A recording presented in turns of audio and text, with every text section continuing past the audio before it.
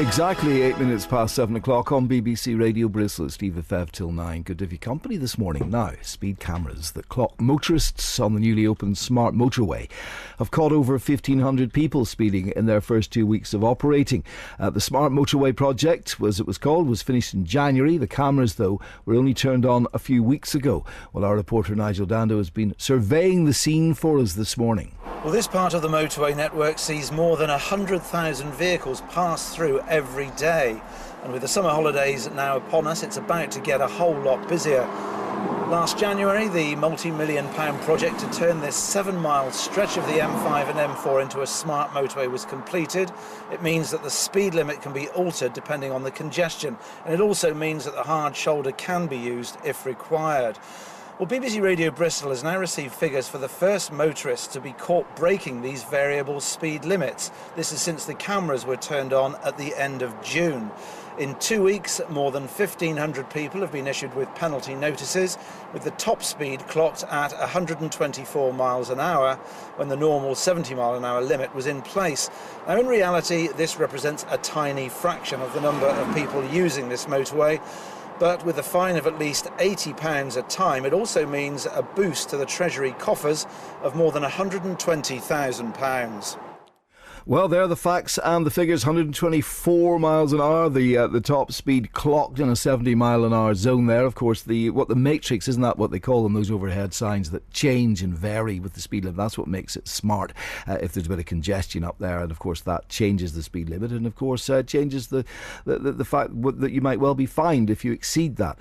Jeanette Miller is a motoring lawyer with Jeffrey Miller Solicitors and joins us on the line now. Jeanette, good morning. Good morning, Steve. What's the situation then in this case where these cameras haven't been switched on for quite a few months and then suddenly they are switched on within 2 weeks? Are you duty bound to tell people exactly when the cameras are on and when they're not? No, there's no obligation to inform motorists that the speed limit is going to be enforced with, I suppose, extra vigour with the speed cameras being switched on. As long as signage in place is clear and there's no ambiguity about that, then there isn't any requirement to suddenly warn motorists these speed cameras that have been in place for however many months are now going to be working. Yeah, so the onus is on you. You know what the speed limit is and you're told what the speed limit is by these overhead matrix. If you exceed that, you break the law, irrespective of whether those cameras are on or not. Yes, absolutely.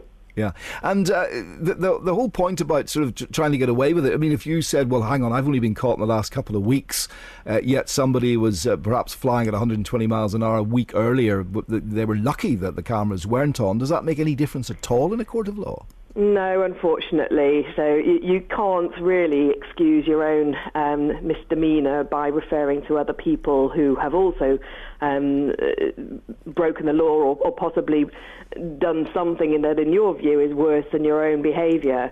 That's not going to wash as a defence. There are plenty of valid defences, but sadly this latest sort of outrage over the speed cameras being switched on and catching as many people as it seems to be doing isn't going to be a valid strategy to use in court. Having said that, there shouldn't be any sympathy for people who speed, should there? I mean, it's it's a highly dangerous thing to do. Most deaths on the road are caused by speeding, so you shouldn't have any sympathy at all if you break the speed limit, should you? I think there is an element of sympathy for some motorists. I think it depends on the level of speed alleged.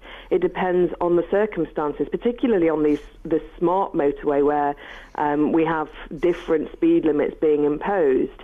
There was a survey done of speeding in 2013 by LV Insurance, and they've indicated that around 15% of drivers caught in 2013 were caught out because of altered speed limits. And I think most motorists will have a little bit of sympathy for that. If you're used to driving on a particular stretch of road and you don't realise the speed limit's changed, okay, the signage has to be clear and it has to be in place.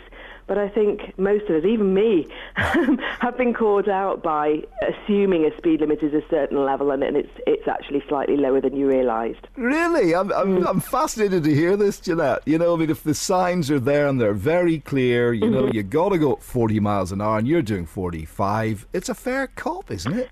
Well, I think a lot depends on your knowledge of signage, your knowledge of street lamps. Believe it or not, everybody knows what a 40, what a big 40 is. You would think so, but there are roads where you might have 2 or 3 lanes, and there might not be any clear signage, and you might assume that it's a 40-mile-per-hour limit. But if there are lampposts 200 yards apart, that signifies 30 miles per hour, and lots of motorists don't realise that. So it might seem fairly obvious, yes, Steve, but in those circumstances where you're on a dual carriageway or a road with 3 lanes even, you sometimes do make mistakes.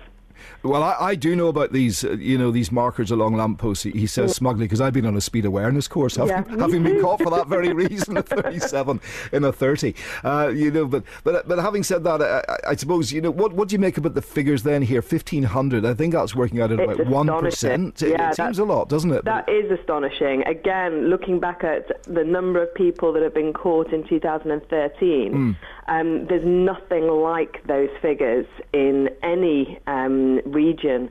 So we're talking about possibly one of the highest areas for speed detection that I've come across. I mean, just giving you an example, the highest earning speed camera last year was in Greater Manchester, and there were 9,326 speed offences. So we're talking 39,000 from the stretch of road that you're talking about. It's huge. Right, okay. And just to finish with, as a motoring lawyer, fascinating to hear what you say.